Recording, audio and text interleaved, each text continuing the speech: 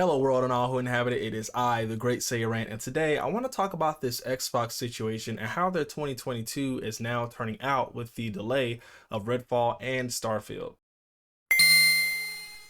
Now, I tweeted out a while ago when Xbox announced their Xbox and Bethesda showcase that this was going to make or break their 2022, and it seems that I was correct. Xbox delaying Redfall and Starfield puts them in a situation because, as far as we know, there are no slated and dated 2022 releases. Maybe Forza Motorsport, but there are no slated and dated 2022 exclusives for Xbox. Now, Xbox hasn't always been known for their exclusives, so this isn't like a shocker, or it's not really gonna make or break Xbox. They're really more known for their multiplayer and that connectivity type of thing. But that also got tarnished by the huge outage last weekend, and so Xbox is just in a situation where their PR team needs to come with the heat because they are under the microscope. Now, I'm not worried for Xbox. I don't think this is going to make or break their financial report. I just think that they're losing a lot of money this year by not having any exclusive because there's no real reason to buy an Xbox right now. And look, I'll say the same thing about PlayStation. I play Ratchet and Clank, I play Spider-Man, but besides that, I personally don't see a reason for me to have a PS5. I really do all my gaming on PC right now. But let's just take a second and look and see what the people are saying and look at Xbox's year compared to Nintendo's and Sony's. So here we are on the dumb bird app that most people call Twitter. If you want to keep up with me,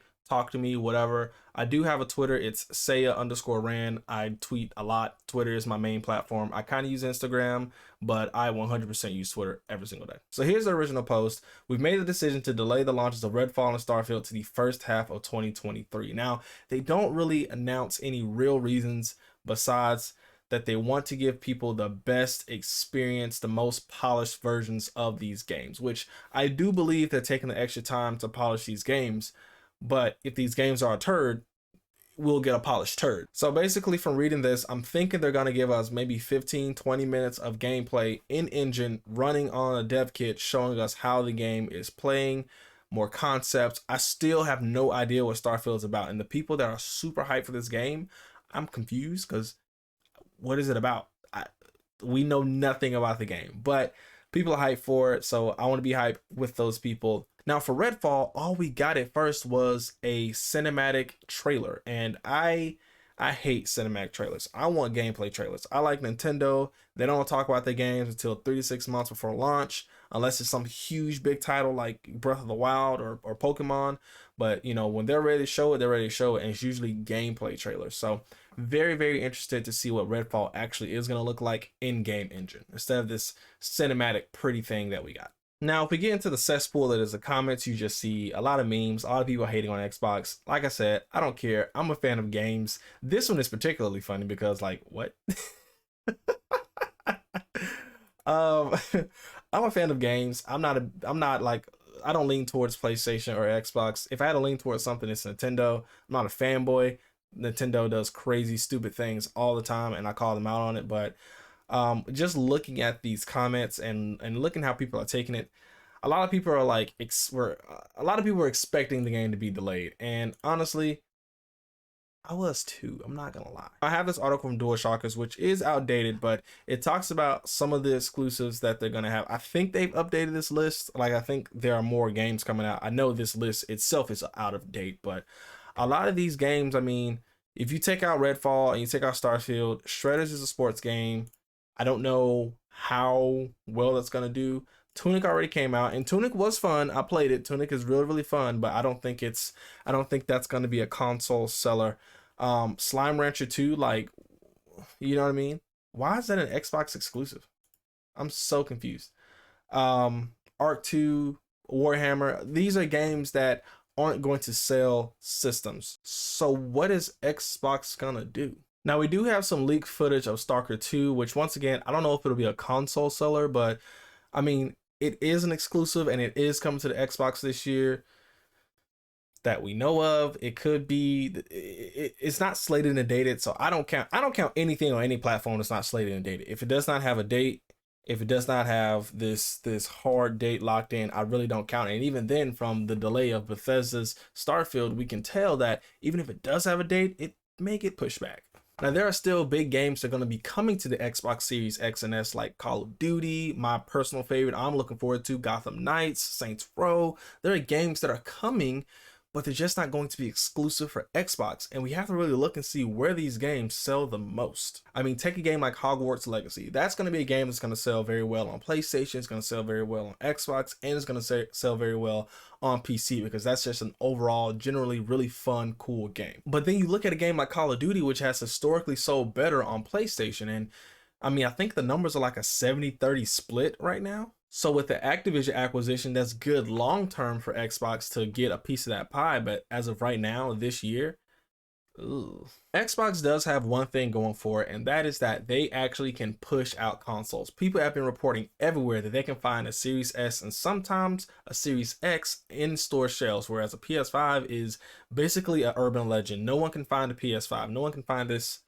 machine sitting right here that I got at launch. Now, if we head over to Nintendo, we can see their release schedule in comparison to Xbox's. And I mean, we have Mario Strikers Battle League, which I'm really looking forward to. We have Fire Emblem Warriors 3 Hopes, Xenoblade Chronicles 3, Splatoon 3, Pokemon Scarlet and Violet, and Bayonetta 3, all releasing this year from first party Nintendo. And that's just really the first half, because they haven't announced what else is coming out later this year, as well as a bunch of exclusives from indie developers and third parties and things like that. That may be a Switch and PC release, or maybe all three release, but people are mainly going to buy it for the Switch. Now, here's the thing. These Nintendo Switch titles are slated and dated, all except Pokemon and Bayonetta. We know Pokemon's coming this year. It's coming. That they push out those things like clockwork. Pokemon's coming. I'm not worried about that. Bayonetta 3, Nintendo typically does not show their games until they're ready. Bayonetta 3 has been cooking for years, so we're very, very sure that Bayonetta 3 has a release date coming out, and maybe they're just waiting for the Summer Direct to actually tell us that date, because that sets up like the later half of the year. Then, of course, next year in spring, we have sequel to the Breath of the Wild, which we all know that's coming out. That's something they're not going to play with. That's a title they're going to push out. And then we come to PlayStation, and we have upcoming PS5 games. So we do have God of War Ragnarok. Now, release date to be confirmed. I don't know if this game is coming out. I don't think it's delayed. A lot of people aren't thinking it, or a lot of people think it's not delayed. A lot of people want it to be delayed because Starfield is delayed, and you know, the console wars, but I don't care. If people enjoy this game, I want people to play this game when it's ready, right? If it's delayed, it's delayed. If it's ready for this year, let's push it out. So we'll see what PlayStation has for that. So that's first party. And then we have Forspoken, Gotham Knights. These are all third party games that are going to release. I believe Forspoken is going to release on PC as well as Xbox, but mainly people are going to buy it on PlayStation and PC. Gotham Knights, which I'm going to buy it on my PlayStation if they have the haptic feedback and the cool wherever my DualSense controller is, the cool DualSense controller stuff. If they have that stuff built into Gotham Knights for the PS5 version, I'll buy it there. If not, I'll probably just buy it on PC. Suicide Squad Killer Justice League, there's no date for that, and that's also multiplayer. And then Hogwarts Legacy is also multiplayer. So I mean, if we look at the PlayStation lineup, it's not like it's super strong as well. The only lineup I think is like ridiculously strong, once again, is Nintendo, because they have slated and dated titles coming out, and they're gonna sell millions. I think Battle League is gonna sell probably 8 to 10 million. Fire Emblem Warriors, I think that's going to sell probably 1 or 2 million. Xenoblade's going to sell 3, 4, 5 million. And then Splatoon is a huge title for them, so I'm thinking that's going to be probably closer to 15, maybe even 20 million units.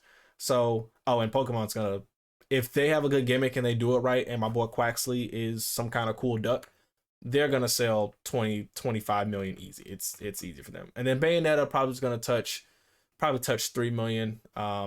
Maybe they'll see 5, but I mean, Bayonetta 2 only sold 1.5 million, so I don't really know. So yeah, interesting times. It's easy to kind of get into a doomsday mentality when looking at Xbox, since one of their major releases has been delayed into the next year and they don't really have any other releases. But if you look at first party from these other platforms, it's not that strong except for Nintendo. Nintendo is the only one coming in really, really hot this year, and it may be because there's a Switch 2 on the horizon, but that's a whole nother topic for a completely different video. Third party is going to keep Xbox afloat this holiday. I don't think that Game Pass is profitable. I think last time we checked, they had 35 million subscribers or something like that. So they're really not in a position for that platform to be profitable. Even though I am subscribed to it, and I encourage other people to be subscribed to it because it is very, very good and convenient for you, the consumer, maybe not for Xbox, the company. It is good for you. So you should subscribe if you have an Xbox or a PC. So that's really it. I wanted to talk about this because I just thought it was super interesting. I did a daily news short on it. If you want to check out my daily news shorts, I have a card in the corner here. I have a card in the corner here where you can look at my daily news shorts. I release them every morning and just kind of give my thoughts on the latest pieces of news. So yeah, be sure to check it out. I appreciate you so much for watching. Be sure to like the video if you liked it, subscribe, and comment down below what you think about this Xbox situation. Do you think they're done? Do you think they're doomed? Or do you think it's just a next gen COVID perfect storm thing that unfortunately hit Xbox as hard as it has? Thanks for watching, guys, and I'll catch you on the next one. Peace.